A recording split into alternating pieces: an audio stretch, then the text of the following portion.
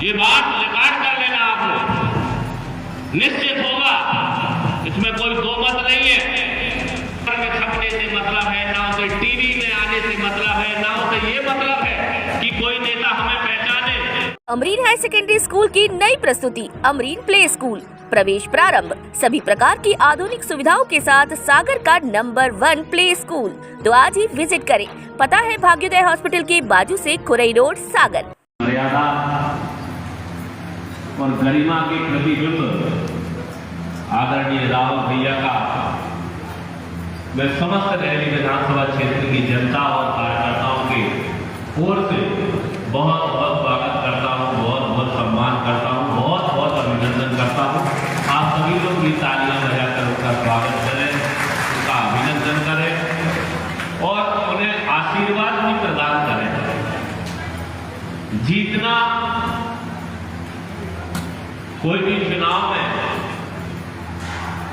एक पायदान होता है,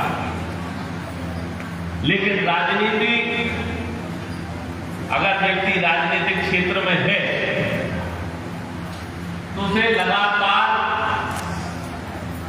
ऊंचाइयां हासिल करने की आवश्यकता रहती है, लगातार आगे बढ़ते रहने की आवश्यकता रहती है। जितना मैंने राजनीति में सीखा है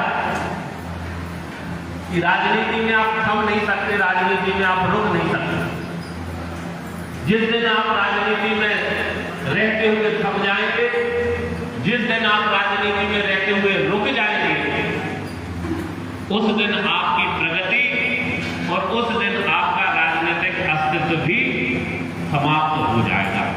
इसीलिए सदैव राजनीति में आपको गतिशील और सक्रिय रहना पड़ेगा। सांसद के रूप में हम सभी लोगों ने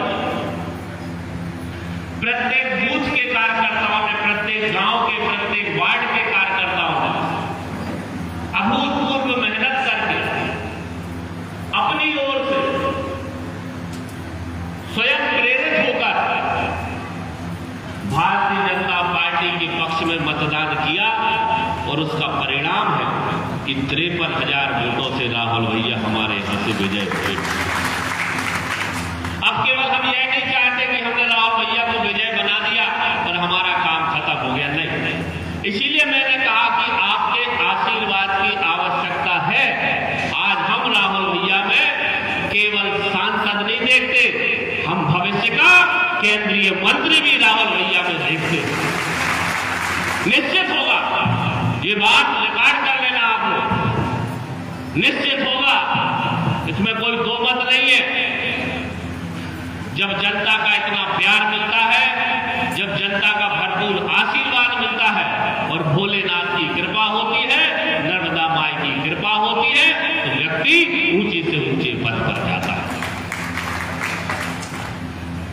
अब जनता के आशीर्वाद और जनता की कृपा के लिए हमें जनता की अटूट सेवा करनी पड़ेगी। ये जो कार्यकर्ता उस चिलचिलाती धूप में, जिस दिन मतदान था और मतदान के पहले भी बड़ी भीषण गर्मी पड़ रही थी, उस चिलचिलाती धूप में मतदाताओं को अपने घर से निकालने का काम कर रहा था, मतदाताओं को पोलिंग बूथ तक ले जाने का काम कर रहा था।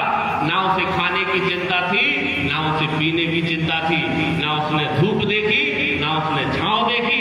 हमारी पोलिंग से भारतीय जनता पार्टी की प्रत्याशी कैसे विजय हो, उसके मन में केवल यह संकल्प रहा।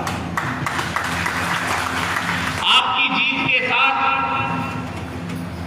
आपकी विजय के साथ, आपके सांसद पद के साथ हमारे उस गरीब से गरीब कार्यकर्ता का भी मान और सम्मान जुड़ा हुआ है। उस अकेले कार्यकर्ता का जिसकी कोई खास पहचान नहीं है, यहां पर आया भी है आपके मान सम्मान के लिए, लेकिन आपको हो सकता है उसमें माला भी ना पहनाई है, लेकिन वह प्रफुल्लित इसी में है, वह प्रसन्न इसी में है कि मेरी मेहनत सफल हुई और सफलता के रूप में मंच पर राहुल भैया विराजमान।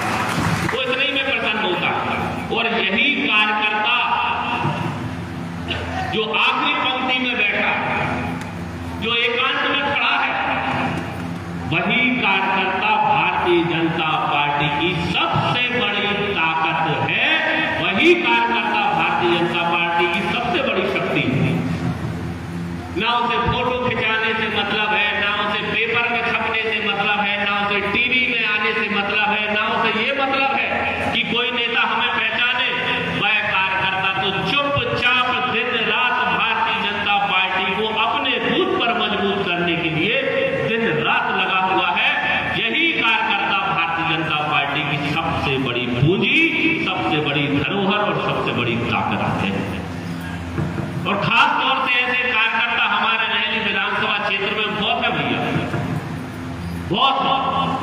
ना वो मंत्री जी से मिलने आते हैं, ना वो हमसे मिलने आते हैं। हम गांव में भी जाएंगे तो हो सकता है नमस्कार करके एक कोने में खड़े हो जाए, लेकिन जिस दिन पोलिंग की बात आती है तो चर्चाएं सुनने में मिल जाती है, जानकारी आ जाती है कि फलाना व्यक्ति घर घर जाकर लोगों से कह रहा था कि तुम्हारे वार्ड की वोटें नहीं कर पाई, तुम्हारे घर की वोटें नहीं कर पाई, चलो वोटें डाल के चलो, वोटें डाल के। ये कार्यकर्ता